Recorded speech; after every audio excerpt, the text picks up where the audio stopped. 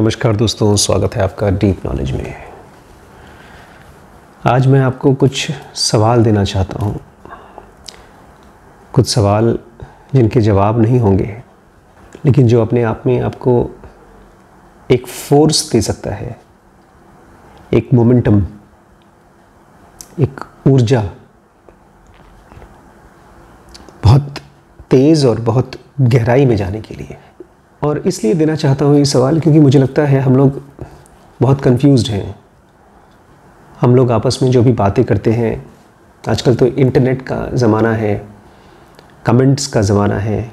आप लोग वीडियो देखते हैं, कमेंट करते हैं और बड़ी बड़ी लंबी लंबी कमेंट करते हैं। मुझे याद है एक बार कोई कह रहा था, अगर आप किसी से बात ना कर सको, मतलब अपने घर में अपने से कोई बड़ा हो या इवन छोटा हो, अगर आप अपनी बातें उससे नहीं कह पा रहे हो, अपनी बात नहीं कह पा रहे हो, उसकी बात को आपने सुन लिया लेकिन अपनी बात कहना हो तो चिट्ठी लिख दो। तो वो आदमी चिट्ठी पढ़ेगा और सोचेगा। तो जो भी आप कमेंट्स करते हैं, मुझे समझ में आता है आप बहुत से ऐसी बातें सोच रहे हैं जो आपको लगता है कि आप समझ चुके हैं और आप अपनी समझ जाहिर कर रहे हैं, लेकिन असल में वो होता है कन्फ्यूजन। मैं भी हो सकता है मैं भी कुछ बातें बोल रहा हूँ लेकिन मैं कन्फ्यूजन में हूँ। जैसे मैंने अभी रिसेंटली जो कश्मीर फाइल्स के ऊपर 1-2 वीडियोस बनाए, उसमें बहुत से लोगों ने ये कहा कि आपको कैसे अधिकार है उनके बारे में कुछ कहने का, जो लोग मरे हैं। अगर आपके साथ ऐसा कुछ हुआ हो तब शायद आप जान सकेंगे उनकी पीड़ा। आपने सही कहा, मैं नहीं जानता उनकी एक्सपीरियंस को, लेकिन जैसे मिठाई होती है या कड़वाहट होती है, मिठास सभी मिठाइयों में मिठास ही होती है, थोड़ा बहुत टेस्ट की बारीकी में फ़र्क होता है। और ऐसे ही बदबू या भद्दापन, ये चाहे कहीं पर भी हो, किसी भी रूप में हो, है तो भद्दापन। कश्मीरी पंडितों के साथ क्या हुआ वो तो मैं नहीं जानता हूँ, लेकिन मेरे साथ क्या हुआ मेरे घर में वो तो मैं जानता हूँ। हम लोगों को लगता है कि जब अपने घर के कोने में हम किसी छोटी सी बात से परेशान हैं या कोई बड़ी बात अपने घर में, वो इस तरह की बड़ी बड़ी घटनाओं से अलग है। और ये हमारी माइंड की इनसेंसिटिविटी है। अगर आप बीमार होते हैं, आपके घर में कोई नेचुरल तरीके से मरता है और वहीं कोई आदमी कश्मीर में मरता है या यूक्रेन में मरता है अननेचुरली, गोली से या किसी के मारने से, है तो दोनों मौत ही। चाहे डायबिटीज़ से मरे, चाहे एटम बॉम्ब से, है तो मौत। तो मैं मौत तो जानता हूँ, मैं तकलीफ़ तो जानता हूँ, कश्मीरी पंडितों की तरह तो नहीं, लेकिन एक नॉर्मल इंसान की तरह मैंने भी बहुत कुछ झेला है, आप भी झेलते हैं। लेकिन फिर मैंने सवाल पूछना सीखा, मैंने अपने आप से सवाल पूछना सीखा। हमारे सवाल अगर सही नहीं होंगे तो अंदर से आक्रोश पैदा करेंगे, कन्फ्यूजन पैदा करेंगे। सवाल तो जवाब जानने के लिए होता है, एक सॉल्यूशन, एक राहत, एक मुक्ति। अगर मेरे साथ किसी ने कुछ गलत किया है, मेरे भाई बहन, मेरे माता पिता या कोई ऐसा जिसको मैं जानता हूँ, ये तो अजनबी थे। हिंदू के लिए तो मुस्लिम अजनबी है, यूक्रेन के लोगों के लिए रशियन अजनबी हैं। हालांकि अजनबी है नहीं, फिर भी अजनबी लगते हैं। लेकिन हम सब अपने घर में ही जानते हैं कितने दुख झेले हैं। तो ये दुख हमको किस तरफ ले जाता है? और ज़्यादा घृणा पैदा करने के लिए, क्योंकि जितना हेट्रेड हमारे अंदर में पैदा होगा, चाहे कितना भी वाजिब हो, कितना भी जायज़ हो, वो केवल और हेट्रेड बढ़ाएगा और दुख और कन्फ्यूजन बढ़ाएगा। ये सब इसलिए होता है क्योंकि हम सवाल पूछना नहीं जानते। ज़ेनोगा एडवांस में एक स्टेटमेंट है, बड़ा खूबसूरत स्टेटमेंट है। वो कहता है, all knowledge that is divorced from justice must be called cunning rather than wisdom. मतलब वो सारी ज्ञान, वो सारी जानकारी जिसमें जस्टिस नहीं है, उसको नॉलेज नहीं कहना चाहिए, उसको कनिंगनेस कहना चाहिए, चालाकी कहनी चाहिए। अब मेरे घर में किसी ने आकर चोरी की। मुझे याद है मेरे घर में हुआ था ऐसा। तकरीबन 20 साल पहले मैं बैंक से आया घर, एक अटैची थी मेरी अपनी पर्सनल अटैची, उसमें मैंने तकरीबन 10,000 रुपये रखे हुए थे और शायद लॉक करना भूल गया या क्या, मुझे याद नहीं। आधे घंटे बाद आया तो देखा वो अटैची गायब थी और फिर वो अटैची 1 घंटे बाद वहीं पाई गई जहाँ थी, और जब ब्रीफ केस खोला तो उसके अंदर में वो पैसे नहीं थे। किसने चोरी किया आज तक नहीं पता चला, हम लोगों को केवल शक था। मुझे एक बंदे के ऊपर खास तौर से शक था। वो शक कई महीनों तक रहा, उसकी वजह से मैं उसको देख भी नहीं पाता था ठीक से। जब भी मेरे घर में आता था मुझे गुस्सा आती थी। हालांकि मैंने देखा नहीं उसको चोरी करते हुए, ना ही तो मैंने उसको पकड़ा बाद में पैसे के साथ, कुछ पता नहीं चला, बट खाली मन में शक था। लेकिन वो गुस्सा, वो घृणा, वो तो रहा ही। मैं मुक्त कैसे हुआ, या किसी भी चीज़ से हम मुक्त कैसे होते हैं? राइट क्वेश्चन से। अगर हमारे पास सही सवाल नहीं है तो हम फ्री नहीं हो सकते। लेकिन सवाल पूछने के लिए भी थोड़ी सी फ्रीडम चाहिए। ये थोड़ा सा ट्रिकी है, प्लीज़ इसको समझिए। जब भी हम कोई सवाल पूछते हैं तो हमारा माइंड सिस्टम 1, आपको पता है ना, सिस्टम 1, सिस्टम 2, अरे यार आप लोगों ने हमारा डीप नॉलेज का ऐप, प्रमोशन कर रहा हूँ मैं अपने ही ऐप का, कोई बात नहीं, ऐप डाउनलोड कर लीजिए। उसमें एक बड़ा कोर्स है, एक छोटा कोर्स है। छोटे कोर्स में 2 सिस्टम्स ऑफ थिंकिंग हम लोगों ने डिस्कस किया है। तो हमारा सिस्टम 1 है उसमें ही, जो ऑटोमेटिकली थॉट्स प्रोड्यूस करता है। वो कभी कभी सही होता है लेकिन बहुत बार गलत होता है। तो हमारे सवाल, जो भी हमारे सवाल होते हैं लाइफ को लेकर के, वो ज़्यादातर गलत होते हैं। गलत क्यों? क्योंकि वो हमको मुक्ति नहीं देते। तो मुक्ति वाले सवाल कौन से होते हैं, फ्रीडम वाले सवाल कौन से होते हैं? उसके लिए भी एक सटल लेवल ऑफ फ्रीडम चाहिए। शुरुआत से ही आपको फ्री होना पड़ेगा। बिकॉज मेरी प्रॉब्लम्स तब सॉल्व होना शुरू हुई जब मैंने देखा कि मैं क्या क्या नहीं हूँ। मतलब मैंने अपने आप को देखा कि मैं हिंदू नहीं हूँ, मैं डॉक्टर नहीं हूँ। ये मेरा प्रोफेशन है, हिंदू मेरा रिलीजन है, पैदाइशी रिलीजन है, लेकिन मैं नहीं हूँ वो। बहुत से मेरे दुख थे, मेरी कंप्लेंट्स थी, मेरी कन्फ्यूजन्स थी। मैंने देखा कि मैं ये नहीं हूँ। तो आपको एक तरह की फ्रीडम चाहिए। और मैं क्यों देख पाया कि ये मैं नहीं हूँ? क्योंकि मैं इंटरनली जैसे ही ऑब्जर्वेशन शुरू हुई, देख पाना शुरू हुआ, वो एक अंदर की फ्री स्टेट से हुआ। हमको सवाल पूछना आना चाहिए। अगर आप किसी संस्था के बाशिंदे हैं, नौकरी करते हैं कहीं पर, या किसी रिलीजन के पार्ट हैं, और उस रिलीजन में कहा जाता है तुम्हें इतनी बार प्रार्थना करनी पड़ेगी, ऐसे कपड़ा पहनना पड़ेगा, अपने सर पे टोपी पहननी पड़ेगी, या गमछा रखना पड़ेगा, या घंटी बजानी पड़ेगी, या चर्च में जाकर के प्रार्थना करनी पड़ेगी, जो भी आपके गिवन है, मानी हुई चीज़ें हैं, तो आप उस पर सवाल कहाँ उठाएंगे? सवाल मतलब ये नहीं कि आप उनके साथ लड़ाई करें, बट अपने मन में क्वेश्चन तो उठे कि मैं क्या हूं और जो मैं कर रहा हूं उसका रिजल्ट क्या होता है। सवाल पूछना आना चाहिए। मैं चाहता हूं आप 2-4 सवाल भगवत गीता से लेते हैं। आज हम ले लें। मैं ये श्लोक पढ़ूंगा इंग्लिश में, और उसमें से कुछ सवाल मैं चाहूँगा आप लें, और अगर हो सके तो उन सवालों के जवाब आप लिखिएगा। उसके बाद फिर मैं डिस्कस करूँगा। सबसे पहला श्लोक है, ये है सांख्य योग चैप्टर 2 का 68th श्लोक। मैं इंग्लिश में पढ़ रहा हूँ। Only by withdrawing your senses from the sense objects can you be fixed in transcendental wisdom O mighty armed.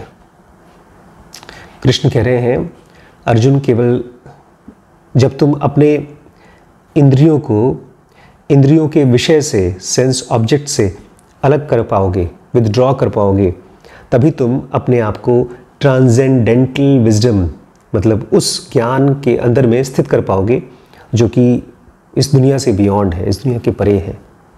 Hey mighty Arjun, हे ताकतवर अर्जुन।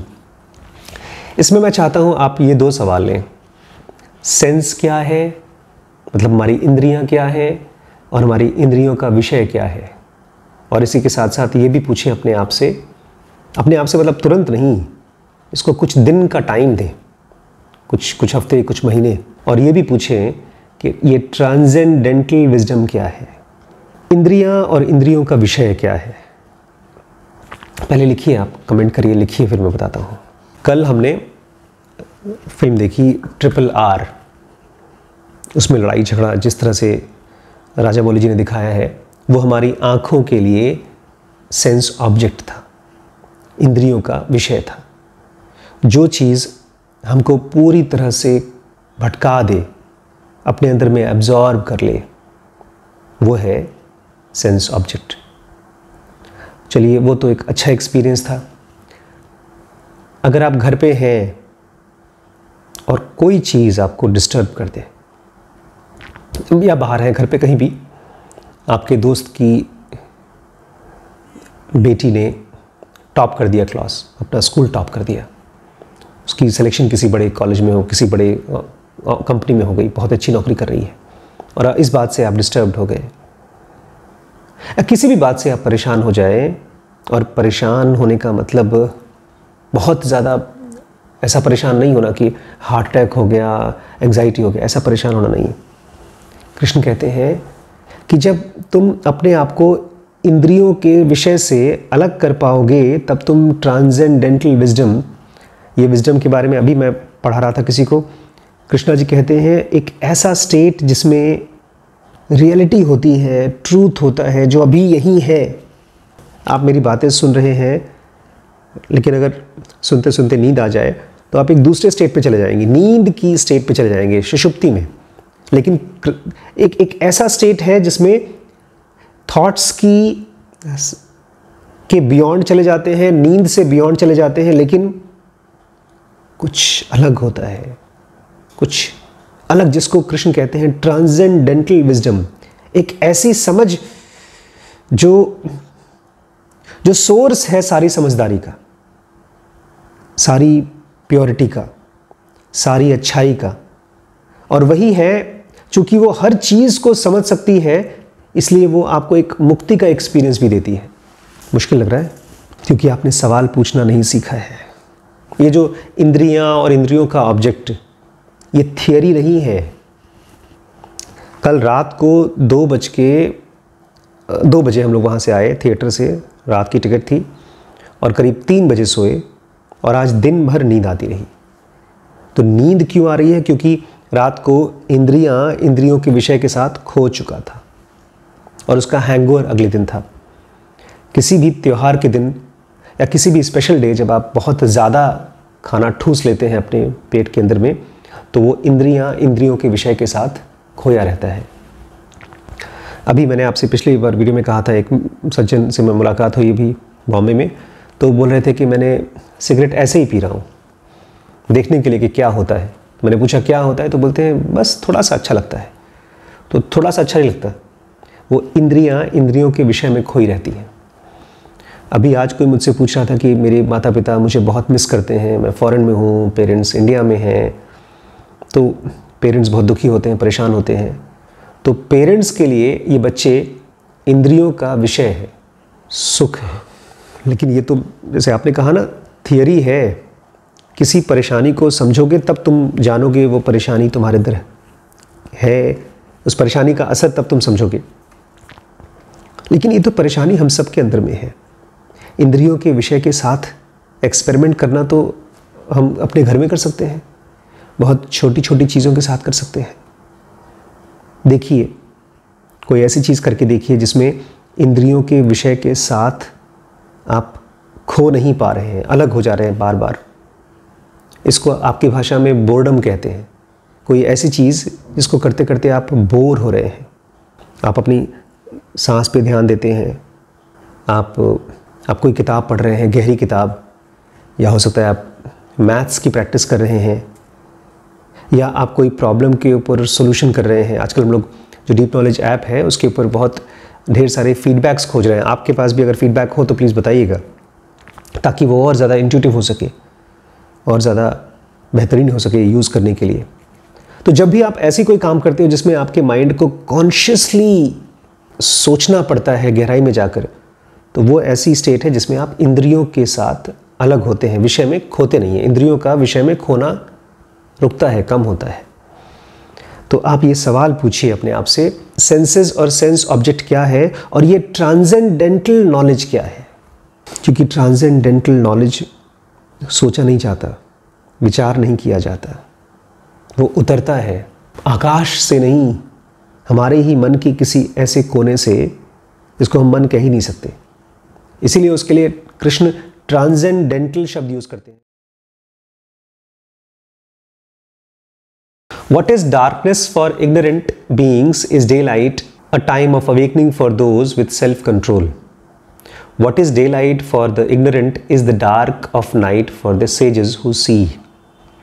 मतलब जो अंधेरा है, जिस चीज़ को हम अंधेरा मानेंगे इग्नोरेंट लोगों के लिए, अज्ञानियों के लिए, वो ज्ञानी जन के लिए अवेकनिंग होगी, जगने का समय होगा। और जो चीज़ बेवकूफ़ों के लिए, इग्नोरेंट के लिए दिन होगा, वो चीज़ ज्ञानियों के लिए रात होगी। ये बहुत ही जनरलाइज्ड स्टेटमेंट्स देकर के कृष्ण ने स्पिरिचुअल प्रैक्टिसेस बताई है, बहुत जनरलाइज्ड तरीके से। ये ऐसा है जैसे कि पानी से पेंटिंग कर दिया हो, या हवा से म्यूजिक बना दिया हो, खूबसूरत म्यूजिक, और एक ऐसी म्यूजिक जो आपको उड़ा ले जाए अपने साथ। यहाँ पर आपसे मैं चाहूँगा, सवाल अपने आप से पूछिए, इग्नोरेंट कौन होता है, अज्ञानी कौन होता है? थोड़ा सोच कर जवाब लिखिएगा। दूसरा, उसी का उल्टा, सेज, साधु कौन होता है? प्रैक्टिकल एक्सपीरियंस मुझे बताइएगा, थियरी मत बताइएगा कहीं से गूगल करके, अपना एक्सपीरियंस बताइएगा। एक सेज आपके हिसाब से कौन होता है, और एक अज्ञानी या मूर्ख या जड़ बुद्धि कौन होता है? और यहाँ डार्कनेस, अंधेरा किसको कह रहे हैं और उजाला किसको कह रहे हैं? ऑब्वियसली रात और दिन को नहीं कह रहे हैं। आप लिखिए, उसके बाद मेरी बात सुनिए। मूर्ख, मूर्ख वो है जिसको पता नहीं है वो क्या काम कर रहा है, उसका असर क्या हो रहा है। आए दिन वो परेशान होता है और कोसता रहता है। वो इंसान जो सवाल पूछना नहीं जानता जिसको सही सवाल नहीं आते, वो इंसान जो हमेशा नशे में रहता है, अपने आप को इंद्रियों के विषय में खोया रहता है, हमेशा एंटरटेनमेंट और एंटरटेनमेंट। वो है इग्नोरेंट, मूर्ख। और उसका उल्टा सेज वो है जो हर वक्त 24 घंटे मुक्ति की राह पे चलता है, और अलग अलग लेवल की मुक्ति। ऐसा नहीं कि घर बार छोड़कर भाग जाता है। अगर वो परिवार में है तो परिवार की प्रॉब्लम्स कैसे मुक्त करे, अगर वो बिजनेस में है तो बिजनेस की प्रॉब्लम्स को सॉल्व कर सके, लेकिन अंततः उसको चाहिए परम मुक्ति, एक ऐसी स्टेट जिसमें कभी कोई दिक्कत नहीं आती है, ना अभी न भविष्य में। लेकिन ये श्लोक और गहरा है।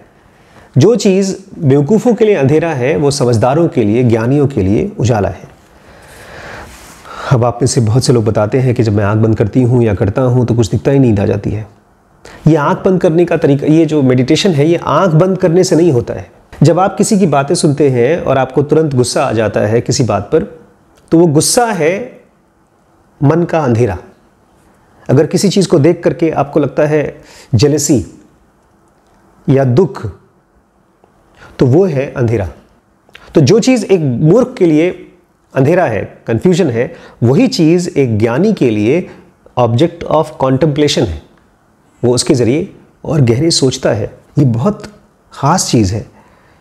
अब मान लीजिए मैंने कोई काम किया और उस काम के लिए मुझे बहुत ही बदनामी मिली, मेरी बहुत बेइज्जती हुई, लोगों ने मेरे को तिरस्कार किया, उसकी फ्लॉज बताई, कमियां बताई। तो एक मूर्ख तो जाकर के परेशान, दुखी हो जाएगा, उसका माइंड क्लोज्ड हो जाएगा। लेकिन एक समझदार, उसके लिए ये एक सब्जेक्ट है जिसको वो स्टडी करेगा। अभी हम लोग WBX में कमाल की चैप्टर कवर किया हमने कि अगर आप बिज़नेस को बड़ा करना चाहते हैं, किसी काम को बड़ा करना चाहते हैं, तो पहले ऐसे काम को करिए जिसको आप बड़ा नहीं कर सकते।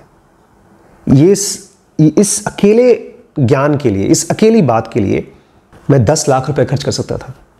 क्योंकि जिस आदमी ने ये बात बताई मुझे, वो बहुत बड़े एंटरप्रेन्योर हैं, बहुत बड़े बिजनेसमैन हैं। तो मैं जूझ रहा था मेरे कुछ सवालों से, लेकिन थैंकफुली मैंने वो सही सवाल पूछ लिया कि बिजनेसेस स्केल क्यों नहीं हो पाते। हमने WBX में एक नई सीरीज़ बना रहे हैं, फ़िलहाल चल रही है, उसका नाम है स्केल अप, कि कोई भी बिज़नेस स्केल क्यों नहीं कर पाता। तो वो एक प्रॉब्लम है। जब एक प्रॉब्लम में मैं फंसा तो उसको मैं इन्वेस्टिगेट करता हूँ, खोजता हूँ, उसको जानना चाहता हूँ। तो जो भी सेजेस हैं उनके लिए हर एक प्रॉब्लम दिमाग बंद करने वाला अंधेरा नहीं है, वो उजाला है। वो ऐसा है जैसे कि माइक्रोस्कोप के नीचे पूरी दुनिया खुल गई और आपने खाली प्रॉब्लम का सोल्यूशन नहीं खोजा, आपने और नई नई फ्यूचर के होने वाले प्रॉब्लम्स के सोल्यूशन खोज लिए। जैसे अभी कृष्ण कहते हैं इसमें गीता में कि एक साधु अभी की और भविष्य में आने वाली प्रॉब्लम्स का सोल्यूशन कर लेता है। ये भी एक अलग सीरीज़ है जो उसी में हम कवर कर रहे थे। एक अलग चैप्टर है जिसमें कि जो बिजनेसमैन होते हैं वो अपनी प्रेजेंट प्रॉब्लम और अपने कस्टमर्स की फ्यूचर की प्रॉब्लम्स को भी खोज लेते हैं और उसको भी सॉल्व कर लेते हैं। वो अलग टॉपिक बिजनेस का है, लेकिन ज्ञान सब जगह अप्लाई करता है, और अगर अप्लाई करता है तो उसका रिजल्ट भी आता है। और वहीं आगे का श्लोक कहता है, जो चीज़ मूर्खों के लिए दिन है वो समझदारों के लिए रात है। तो मैंने कल एक मूर्खता की, मैं फिल्म देखने गया रात को, बच्चों के साथ गया, बच्चों ने एंजॉय किया, मैं मना नहीं करूँगा, मैंने भी एंजॉय किया। बहुत अच्छी फिल्म थी, खूब डिशुम डिशुम ढाई ढाई था, डांस था, लेकिन था वो एकदम नशा, आंखों के लिए नशा था, बेहोशी थी। तो बेवकूफ़ों के लिए दिन मतलब जिस चीज़ को मूर्ख खूब एंजॉय करते हैं, उनकी पूरी सेंसेस खुल जाती है, चाहे पार्टीज़ हों, चाहे जैसे वो भाई साहब से जो मैं बॉम्बे में मिला था, वो कहते हैं अब तो आज तो डॉक्टर साहब आपको बियर पिला के ही रहेंगे। तो ऐसे बहुत से मूर्ख हैं जो बियर पीते हैं, शराब पीते हैं, सिगरेट पीते हैं, उनको चाहे 10 बार या 100 बार आगाह किया जाए कितना ख़तरनाक है शराब पीना या सिगरेट पीना या कोई भी नशा कितना ख़तरनाक है, उनको समझ में नहीं आता। उस चीज़ में उनका दिमाग बड़ा काम करता है, उसकी बारीकियों में बता देंगे कि इस शराब में कौन सी क्वालिटी है, ये कब बनाया है, इसकी कीमत ऐसी क्यों है, और मतलब वो पूरी पोथी लिख सकते हैं। वो परम ज्ञानी है उस फील्ड के, नशे के। लेकिन उस चीज़ में जो बेचारे ज्ञानी जन हैं, वो उनके लिए वो अंधेरी है, रात है। हुआ भी था एक बार, कृष्णमूर्ति को कोई जब यंग थे, बहुत यंग थे, किसी ने अपने यहाँ पार्टी में बुलाया। उनके कोई दोस्त थे, वो एक बायोग्राफी हमने कवर की थी काफ़ी टाइम पहले, होगी भी, अभी यूट्यूब में सर्च करेंगे तो शायद मिल भी जाएगी, नहीं हो तो मैं उसको कवर कर दूंगा बाद में। तो उसमें एक पार्टी में लेकर गए जहाँ पर सब लोग डांस कर रहे थे, और कृष्णमूर्ति को एक लेडी ने पकड़ करके अपने साथ डांस कराने की कोशिश की। कृष्णमूर्ति वहाँ से भाग गए, छोड़ के चले गए। मेरे साथ भी ऐसे ही हुआ था। जब पहली बार रिम्पी मुझे लेकर गई, एक बार तो यूक्रेन में और एक बार गोवा में पब में लेकर गई थी। हमने ड्रिंक तो नहीं किया, लेकिन भाई एक मन था कि देखें क्या होता है, पब्स में क्या होता है। तो यूक्रेन में तो मैं लेकर गया था, अपनी जगह पढ़ता रहा, वहाँ से तो बच गया। लेकिन यहाँ जब मैं आया गोवा के पब में, बहुत साल पहले की बात है, 14-15 साल पहले की बात है, तो वहाँ मैं सो गया। मैं लिटरली सो गया पब में, जहाँ हो हल्ला मच रहा है, डांस हो रहा है, मैं सो गया। रिम्पी बोलती है तुम भगवान हो भैया, तुम ही सो सकते हो, मुझे कहती है रिम्पी। तो ठीक है भाई, वो अंधेरी रात थी मेरे लिए, मेरे सेंसेस नहीं खुल रहे थे। तो आपको अपने आप से पूछना होगा कि एक सेज क्या होता है, एक इग्नोरेंट क्या होता है, अंधेरा क्या होता है और उजाला क्या होता है। इसकी गहरे मतलब समझने होंगे। आज इतना ही, कल मैं और कुछ सवालों के साथ आपके सामने हाजिर होऊंगा भगवद गीता से। सोचिए इसके बारे में, बहुत गहरे से सोचिए। और अगर आप सीरियस हैं स्पिरिचुअलिटी के लिए तो आ जाइए, ज़ेनोगा एडवांस के साथ आ जाइए, चिंता मत करिए, स्टार्ट कर दीजिए। और बिज़नेस के कोर्सेज़ के लिए WBX है, ये नंबर है, आ जाइए। और भी ढेर सारे अलग अलग कोर्सेज, छोटे छोटे हैं, बड़े बड़े कोर्सेज हैं, वो हमारे ऐप पे है। आइए और ज्वाइन करिए। इसकी चिंता मत करिए कि मैं अफोर्ड नहीं कर पा रहा हूँ, पैसे बहुत हैं, उसकी बिल्कुल चिंता मत करिए। आप बस व्हाट्सएप पे कांटेक्ट करिए और ज्वाइन करिए, मैं आपके साथ हूँ।